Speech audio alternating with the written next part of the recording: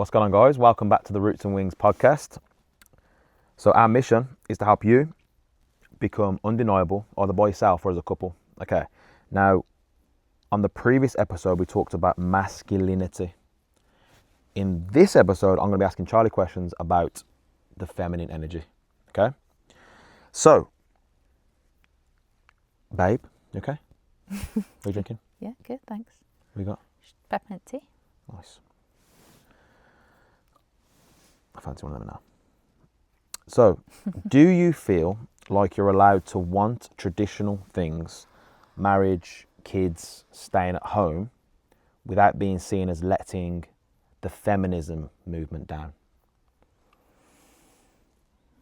Such a good question. Well, I almost feel like I need to share a definition of feminism, because I think one of the biggest issues is that it gets very skewed into what it actually means. So if you actually Google the definition, it's basically about women and men being equal in all areas, whether it's political, whether it's financial, the ability for us to go out to work, to basically have the same choices that men have. Where I think it then gets a bit skewed is it almost then becomes a whole movement against men, and it becomes a I can do this by myself, I don't need a man scenario. So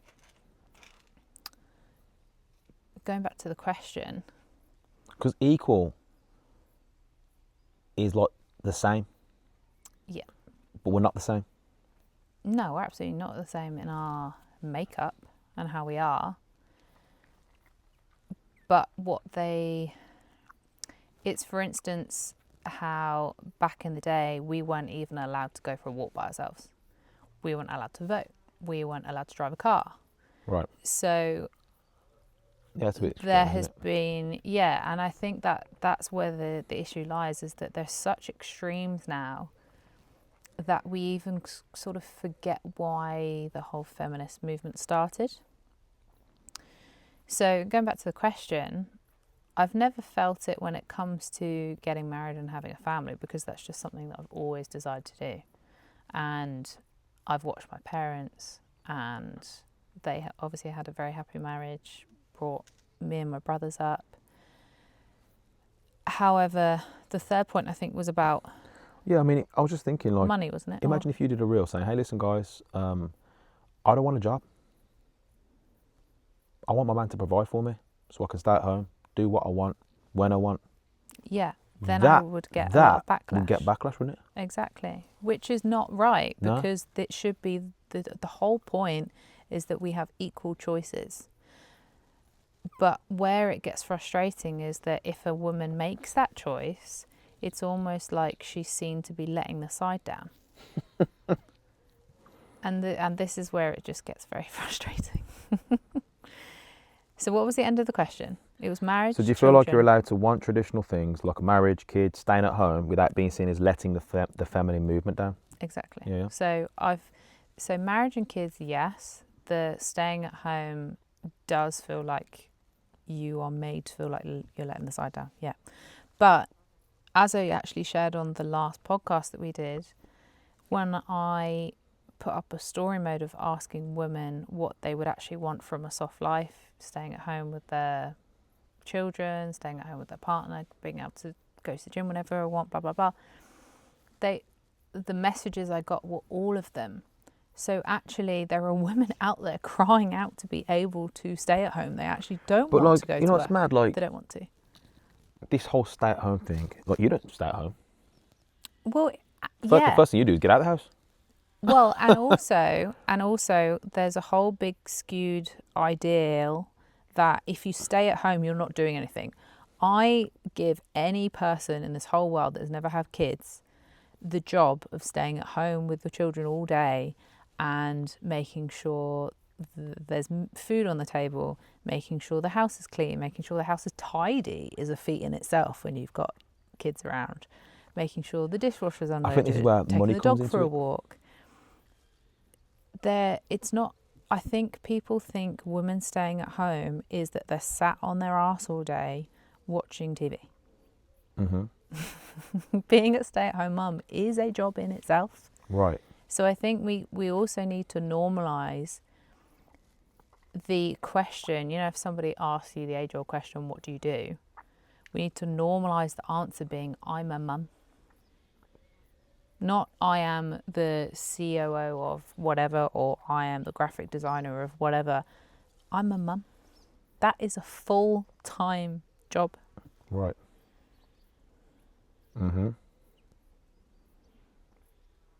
Yeah. And like, I think having, again, more financial resources helps the stay-at-home mum, because, like you say, we have the cleaner, we have the gardener, Oh, for sure. we have the nanny. But you, as the mum, arrange all that. You're like Exactly. you're like the what's it? Well, so I like to say What's that person called? The stick. the conductor. Yeah, the conductor. Harry Potter. Orcish is like what he's controlling, right? Yeah, not one. Like Hermione. No, I like to put it that you're the CEO of your business. I'm the CEO of the home. Mic drop. And what comes with that is, I was going to swear, but like an S ton of stuff. Crazy. I don't know how you do it. I actually don't know how you do it. And also, we were actually talking about this week. If you are a wife of an executive husband, and what I mean by that is someone who has very high goals, they have very high standards, they may travel the world, they do have their own business. There are a lot of different skills that you need to have, which is a whole different topic in itself, to be a wife of that caliber. And that often means that you also need to maintain yourself, whether it's have your hair done, whether it's have your nails done, whether it's have, it takes time to look good. Yeah, and I think there's a lot of women that maybe want their cake. What's that saying? They want their cake and eat it at the same time, meaning they want to be able to do the nice things in life, but they also want their husband to be with them 24/7. Yeah, it's unrealistic. Do you know what I mean? Yeah. Okay, next question. So, has having it all ever felt like a promise or more like a trap? I don't even know what I'm going to answer that question. So it's kind of referring to, you could be in a high-powered job, you can have a successful marriage, you can have children, you can be fit, as in, healthy, going to the gym, exercising, whatever, eating healthy, like you can have it all at the same time. Yeah. Yes and no. You are not going to be able to do all those things at the exact same time. Right. Because it's physically impossible. Like if you have to have a focus. If you've ever heard the saying, like we've said before, follow one course until successful. If you're trying to follow the course of having a high-powered job, you are not. Other areas in your life are going to fall down at that time because your focus is the job. So you're either going, if you want a successful marriage, you either need to have the conversation with An agreed sacrifice. your husband, to say this is what I'm going to do. The same as if you're setting up a business. You need to have that conversation with your partner. I don't think it needs to suffer. Personally, I know these are your questions. Yeah. Because you can have, like when I was working my job, I built a home gym. Yeah. Now, would I have got better results in a proper gym? For sure. Mm-hmm. But I didn't choose to get fat and out of shape because of, you know what I mean? And also, when I was struggling financially, I didn't just say, oh, Charlie, do you know what? I ain't got time for you right now. You know, I was sleeping on the yoga mat. Yeah. So I don't think there has to be a suffering there, but you are right with regards to like one area has to be mentally focused on more for sure. Yeah, and also once you have, it's the same as you can't have 10 different plates spinning at the same time, unless you're like a magician. You get one plate spinning, that might be the job. And then you get the next plate spinning, which might be your marriage. And then you get the next plate spinning, which might be your children. Well, it's like this YouTube channel. Like, the reason why it's took 8 years for us to fully commit to this personal brand is because we've had to actually build something worth talking about. Exactly. Do you know? Well, look at it as if you've got 5 different puppies. It is incredibly difficult to train. Lucky lose. It's incredibly difficult to train one dog, let alone 5 different ones. Oh, God. And you'll probably She's so accurate with the tongue, honestly. Go over there. you'll probably end up not being able to train any, or they're like sort of trained. Settle. Yeah. So do you think dating has gotten harder as gender roles have shifted? And if so, how? Yeah, I mean, obviously it's been a little while since I've been out the dating game. we went on down Friday. We actually did go on a first date on Friday, indeed. Yeah, slightly different kettle of fish. Highly recommend that, by the way. Because obviously we're married.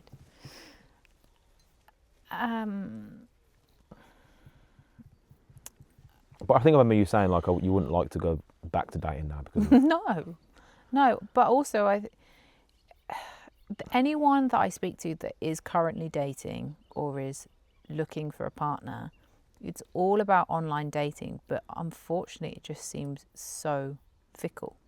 Like before we met, online dating was there, and each of us had been on an online date or an app date, whatever you want to call it.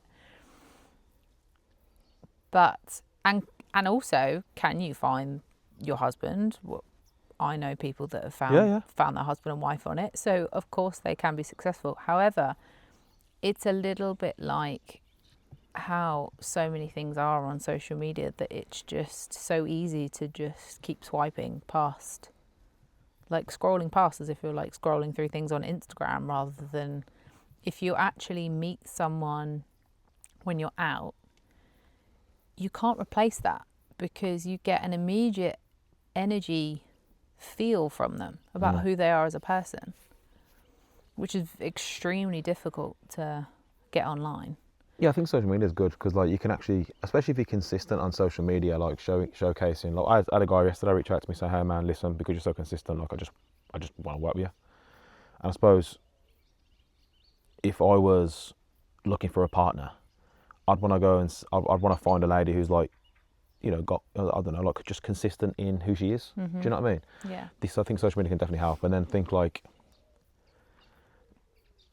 I forgot what I was going to say now. I think when it comes to dating, you just have, when you're so sure of yourself and what you want, not so it's arrogant, but so you know what you're going to accept, you very quickly know when you meet someone if they're going to be the right person or not. So you don't waste time on, oh, let's go on 10 dates and see if they become the right person. You very quickly can tell. Yeah. So that's what I would recommend to anyone that's dating right now, is to first of all just become sure of themselves about what they want and what they're going to accept. That's what I was going to say, I just remembered. And also go to places where you think where the person that you want to be with will probably hang out. That's what I'm saying. So don't... communities. Yeah. Like, think about it, like like-minded communities. Exactly. Rather than, so a like-minded community that's into personal growth, yeah, or some form of growth. That's how we met, is it? Rather than the nightclub at 3 a.m. Right. we met like on a, like I've said it before, like, you know, set a goal, move towards it, you'll find the right person. We met in a seminar. Exactly. Do you know what I mean? So, yeah, interesting. So cool. Is there tension for you between wanting equality and wanting to still be pursued, protected, and provided for? Not now, but it did take me a while to accept that I could be fully provided for and not, for instance, my own income, or even want to set up something else. Like now I have the choice, but, and we've had this conversation before, where also, I think because of where my dad had obviously created his own business, he wanted me to be able to earn my own income not so that I didn't need a man or didn't need a husband, because he obviously wanted me to find the right person for me, but so that I didn't lower my standards. Right. So it then gave me the option to go, right, I am earning my own money. I can do what I want, which then meant that this is the man that I can, not lower my standards. Like, this is the man that I want, and I'm able to wait to find that person, rather than go, okay, I actually need a man to live because I can't support myself. Mm-hmm. So unfortunately, people may fall into a kind of, because we know people trap there where that the only reason why they're together is because of finances. Mm-hmm. Yeah, and there's always other options out there. That's just it's a sad circumstance to be in. Mm-hmm. Have you ever felt talked over in feminist spaces, or for having a more traditional or conservative view? Have I ever felt like that? Yes, I have. For the reason I shared at the start, where there are women out there who will push their views on other women to say, you shouldn't be a stay-at-home mum, you're almost letting the side down. Mm. You should still, no matter if your husband has his own business, you should still work, because I think that's why you keep your circle so small, to be honest. Yeah, I do have an issue with people that push opinions on other people, because that's not how the world works. Everyone has their own opinion, everyone has their own choices. It is entirely up to that particular person what their choices are. And yes, okay, they also have an opinion, but the difference is that they give it without it being invited. And then once they've done that, they don't even let the other person share their side. Keep prodding. Exactly. And they also think that their way is the only right way that's out there. Mm-hmm. So that's why my immediate circle has got smaller, and I only associate people that have the same philosophy. Or don't push their views on you. Exactly. Or may even have a slightly different philosophy. But yeah, they're well aware. They're well aware that I have a different one, and we accept each other as we are. Amazing. Because I don't know anyone that is like on the exact same page as us. Do you know what I mean? Yeah.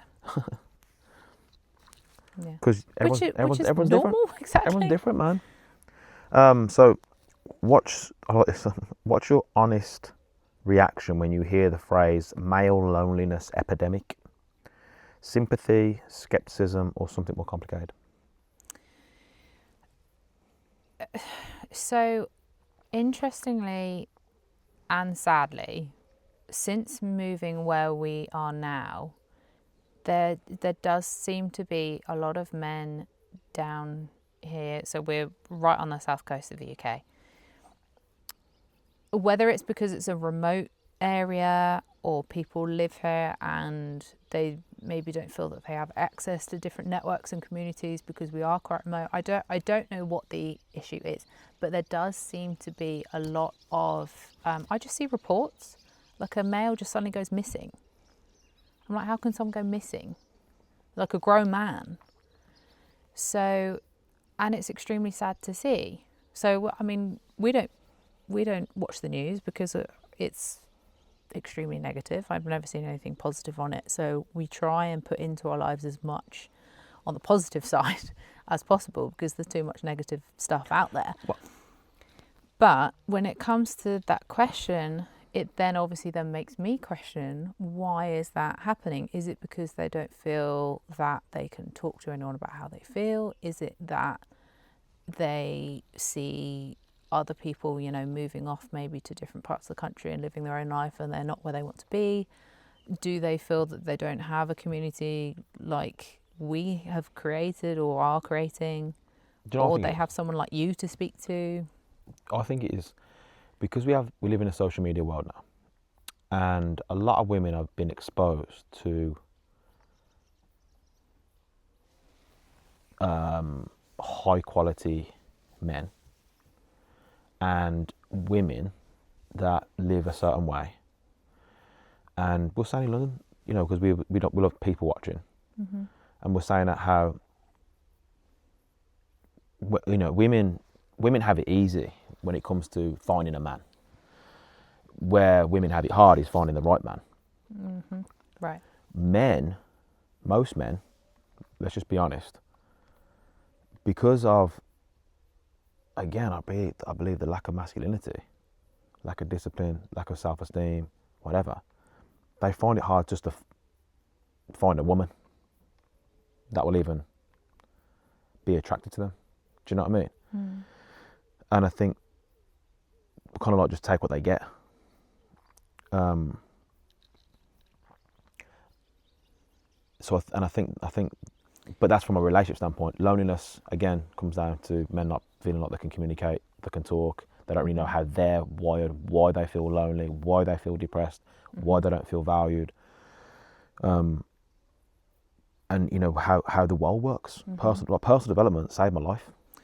Well, and I also think sometimes men that are actually in a long-term relationship or are married can sometimes feel even more lonely, because if they haven't developed the relationship between themselves to be able to communicate with each other, then they're in a situation where, well, now I can't communicate with my partner or my wife.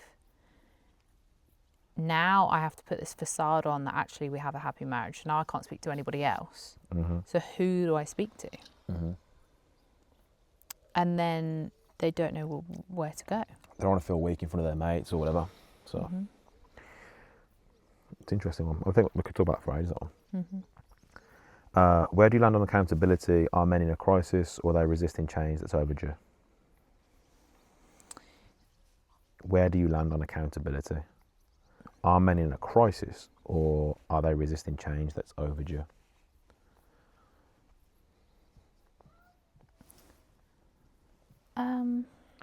I'm just processing the question. You think that's about, like, basically where are you on the scale of men being a victim, feeling sorry for themselves, versus picking themselves up and just leveling up? Yeah, well, I think again it sort of stems on from the last question. Like, if, and it's a little bit like what's that story about God sent you 5 boats or something? Oh no, he said there was somebody that was stranded on an island and prayed and said, God save me, and they sent a boat.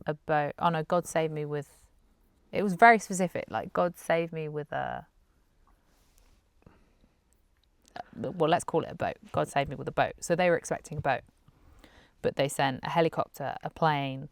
I can't remember the exact story, but ultimately then this person died because obviously they were stranded on an island. They didn't have, this is a fictional story, they didn't have water, they didn't have food, and went to heaven. And he was like, God, I prayed for you to send me a boat. He was like, oh, to come and save me. He was like, I did. But it wasn't in the way that you expected. So the reason I'm sharing that is because there is an element of, we get in life what we accept, and we have to go out there, because nobody's going to give us success. Nobody's going to give us the lottery money. So no one's coming to save you. Yeah, exactly. So we have to go out there and win for ourselves. And I think you have to be attentive to what you're attracting. So and just say yes. Start saying yes more. Yeah, and if you are sat on your bum complaining, saying woe me, but not doing anything about it, that's the crisis. Right. Whereas if you are going out there doing everything that you possibly can and still nothing's happening, well then you either maybe just be taking the wrong action, but at least you're taking the action. So you're still stepping towards something. You're going to attract something at some point. Exactly. That person, if they don't quit, they have to find the right. They have to find the right thing. Whether it's meeting the right person, and then they give you a different idea, and then you go off on that track. You just have to. But it all also comes down to finding the people that got the results that you want and just asking them what they did. I'm pretty sure I heard Alex Hormozy or Andrew Tate, one of them, say, "Yeah, bro, the reason why you're depressed is because your life shit." I would be depressed if I was you as well. Get in the gym, make more money. Like, it's not your life shit because it's not you're depressed so therefore your life shit. It's no, your life shit so therefore you're depressed. Stop with this whole make your life better. Do you know what I mean? It's so, because I've been there. The reason I can even talk about this is because I've been there. I've been depressed, suicidal. Do you know what I mean? What changed? I set a goal, got lost in it. All of a sudden, I forgot about depression. Last question: if you could design the next chapter of feminism, what would you keep, and what would you leave behind? Ultimately, just women allowing women to make their own choices and not push opinions on people. Like, everyone's got their own ideal of what their life looks like. Some women want to get married, some don't. Some women want children, some don't. Some women want to work, some don't. There's no right and wrong. There's no right or wrong. However you want to live your life is how you want to live your life. Are there things that we have read on a scientific level of how men and women are wired? Yes. But there are also differing people on that scale. So there will be some men that act a bit more feminine than others. There are some women out there who act a bit more male than others. So it's like, if you don't want to make your man happy, you don't have to. well, yeah, but then accept that you're not going to have a happy marriage. Exactly. You can do what you want. You know what I mean?